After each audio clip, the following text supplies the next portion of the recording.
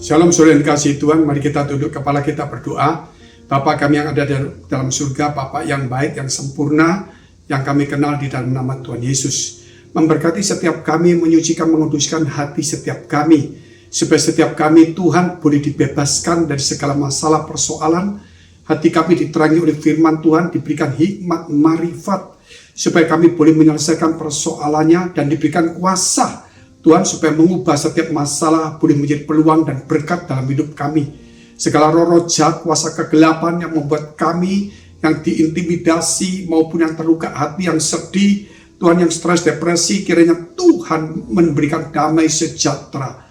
Bahkan yang sakit Tuhan sembuhkan di dalam nama Tuhan Yesus Kristus. Haleluya. Amin. Shalom saudara yang dikasihi Tuhan. Mengapa Yesus disebut Tuhan? Kalau kita melihat ada seseorang kemudian bisa mendoakan orang yang sakit menjadi sembuh, dan itu saudara akan terkejut dan menganggap orang itu orang yang luar biasa. Apalagi orang itu ketika melihat orang mati dan kemudian dia mendoakan orang mati itu bangkit kembali, saudara pasti menganggap orang itu orang yang hebat.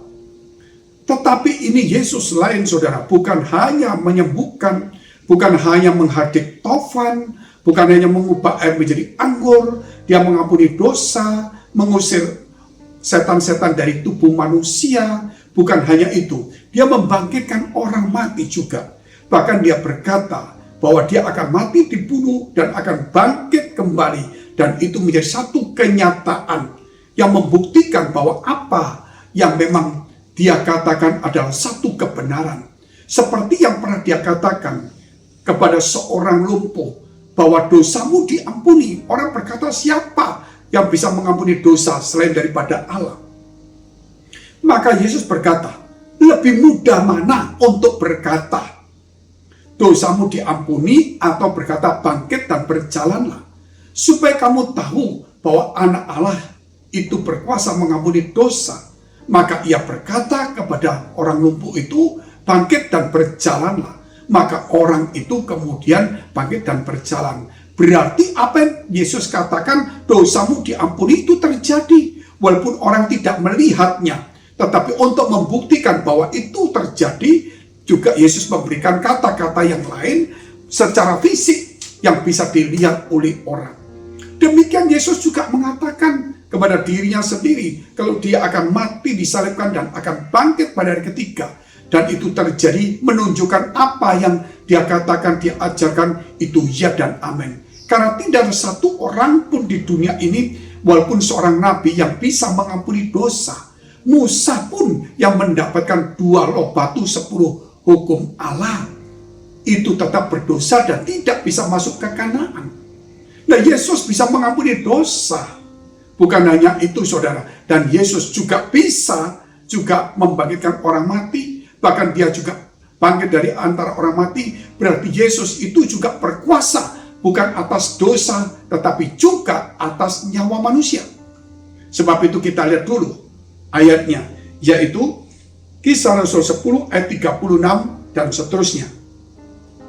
Itulah firman yang ia suruh sampaikan kepada orang-orang Israel, yaitu firman yang memberitakan damai sejahtera oleh Yesus Kristus, yang adalah Tuhan dari semua orang.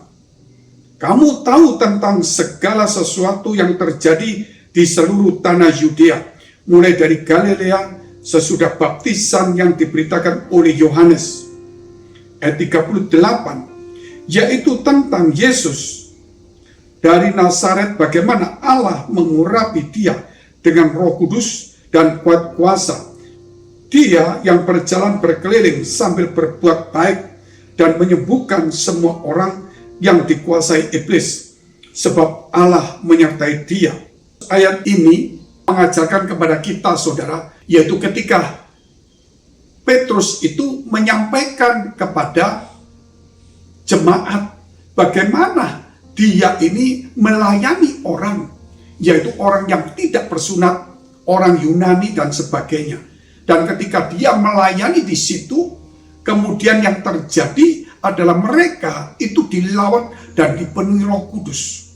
Karena Petrus mengajarkan kepada mereka yaitu bahwa Yesus itu adalah Tuhan atas semua orang, segala bangsa. Dan inilah saudara, kemudian Petrus juga mempertanggungjawabkan kepada sidang saat itu para rasul di Yerusalem. Karena tidak mungkin orang di luar Israel, saudara, bisa bertobat. Tetapi Petrus mengatakan, bagaimana mungkin kalau orang itu sudah dipenuhi Roh Kudus, dibaptis Roh Kudus, kalau kita tidak mau membaptis? Kalau Tuhan sudah memilih mereka, kalau Tuhan menjamah mereka, bagaimana dengan kita? Itulah kisahnya, saudara. Yesus adalah Tuhan atas semua orang.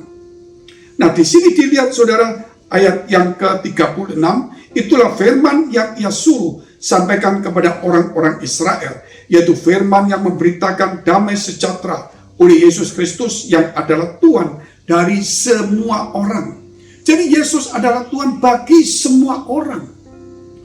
Kenapa, saudara, kalau kita melihat siapa yang bisa memelekkan orang buta, membuat orang timpang berjalan, meneduhkan taufan, berjalan di atas air, mengampuni dosa, membangkitkan orang mati, mengusir setan, mengajar hal-hal yang luar biasa, bahkan dia mati dan bangkit sendiri. Saudara, ini saudara hal yang luar biasa. Tidak ada satu orang pun nabi yang sama seperti Yesus Kristus.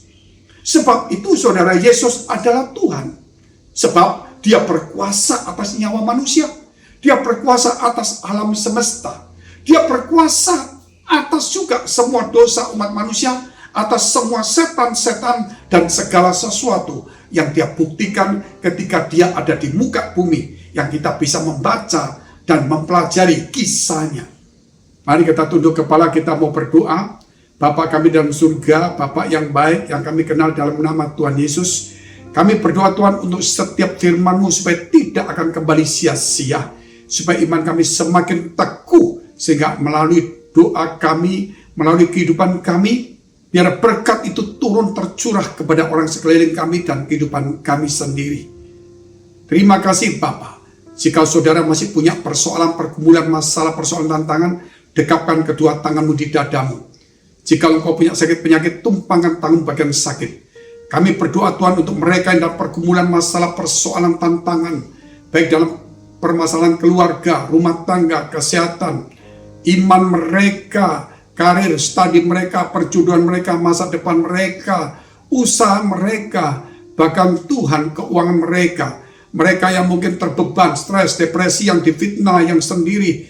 Kiranya Tuhan Kau memberikan damai sejahtera, penghiburan, kekuatan, pemulihan. Berkat Tuhan turun kepada mereka. Demikian yang sakit menjadi sembuh dan pulih dalam nama Tuhan Yesus. Haleluya.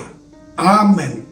Jika saudara masih membutuhkan pelayanan doa dan konseling, silakan hubungi nomor yang tertera di bawah ini. Tuhan Yesus memberkati.